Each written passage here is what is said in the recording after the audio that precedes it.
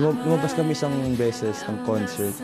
Music Note kasi yan yung unang time namin na lumabas sa concert. Nag-bonding kami. Bawat sulyap at titig, katumbas ay langit.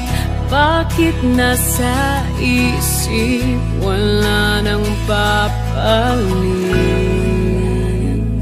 sa iyong mga tingin? Ako'y natutunaw, bakit nalulusaw? Puso'y umaasa sa iyong pangako, sinta. Ika'y maghihintay kahit na mawalay, ngunit Wala na rin ako maisip na ibang escort kung hindi siya. Tsaka, syempre, hindi. Ibig sabihin, ikaw lang yung option. Ikaw lang.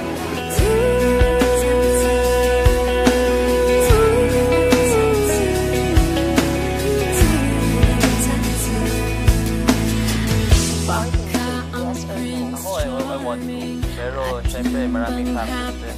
Jero naman, yes. ay parang bituin, mahirap sungkit. Naman ang mga ideal guy.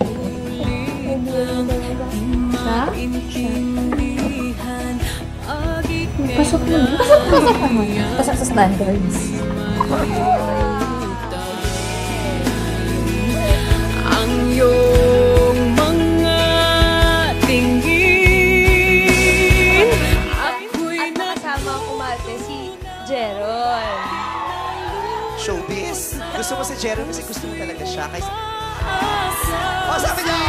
pangako, sinta. Ika'y For me kasi, they don't know Jane personally like I do.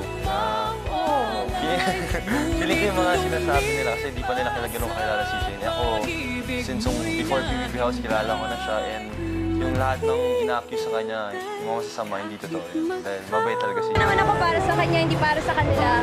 So, basta ako, kung magaling siya maglaro, okay na. Proud ako sa kanya. Jane, I'm very proud of you and I'll always be here for you lang and #1 fan mo ako dito.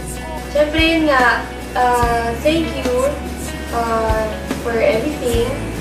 I'll always be here lang to support him.